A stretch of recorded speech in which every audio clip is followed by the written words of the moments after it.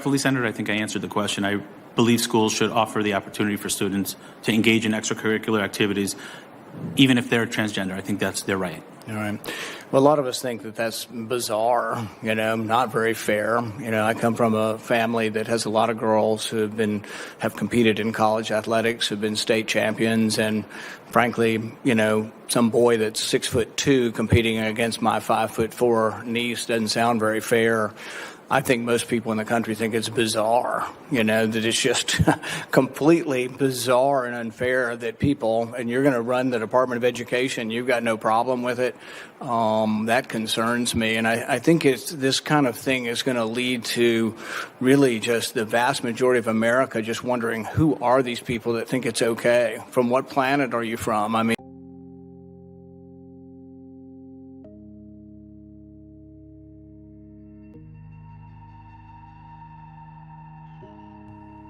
we are watching as women progress full circle back to the Stone Age.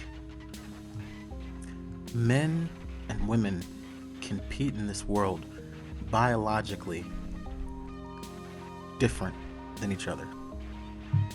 To understand what I mean, you have to first understand the chemicals involved with humans. You have to first understand the hormone, the chemical, testosterone. Testosterone not just affects the body, but it also affects the mind. Testosterone in humans is responsible for building muscles, bone density, and also healing. It also affects our mind. That single-mindedness and drive to accomplish one goal that you see mostly in men, that's due to testosterone and the effects that it has over the brain over time. In competitive sports, the use of testosterone is illegal because the advantage it will give its users: increased healing, rapid muscle growth, bone density. I watched a man crush another man's skull because he abused steroids for years. So allowing a man to compete with a woman would be the equivalent of allowing an athlete who's used steroids his entire life to compete with an athlete who's never touched a drop of steroids.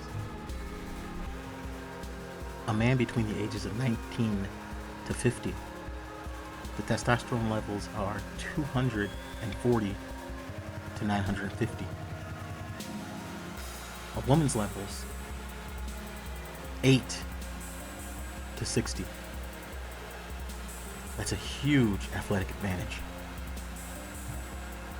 If we look at the way that women that abuse testosterone trounce their female competitors, it's almost mind-blowing. But their testosterone is still on the low spectrum compared to a man. Now take a man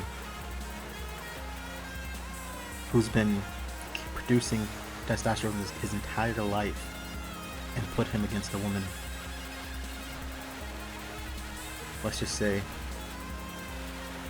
the outcome would be disastrous.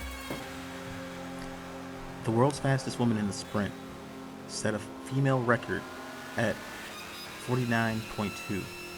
In the US, 300 high school boys have broken that record. There is an intergender baton race. A team opted out having a mixed gender male and female team. They had an all-female team. And let me show you the results. I reckon Poland have got a 5-second lead on the USA, but it's closing a little bit because Okolo's coming through. Jamaica are chasing, and Great Britain on the last leg. Martin Rooney could well be having to run down the Polish champion on the last leg to get a medal for Great Britain. USA, I would expect to overhaul Poland. Jamaica might, but can Great Britain and can Bahrain? Martin Rooney takes it for Great Britain and Northern Ireland. Oh, I thought for a moment it was dropped. Just a check from Martin Rooney. That might have cost fractions as Bahrain come past. And Abbas finished very, very well yesterday. And the chase is on up front, though, because Michael Cherry is closing in and just speeding past Justina Sverti-Ercetic, who can't panic here. And she knows, she knew this was going to happen here. But she's chasing a medal, and she's trying to hold up Javon Francis of Jamaica. Great Britain and Northern Ireland in fifth at the moment, just behind Bahrain. Bahrain with a very impressive Abbas on the anchor leg. Martin Rooney trying to close, but the Bahraini athlete is strong, and he in turn is closing on Francis, and Francis now passes Justina Sverti-Ercetic, but Martin Rooney trying to get there. United States way out in front. They take a new world record, sub 3:10. Jamaica hold on, Bahrain in third, Martin Rooney fourth, and Poland fifth. Even with that head start, the female athlete didn't stand a chance.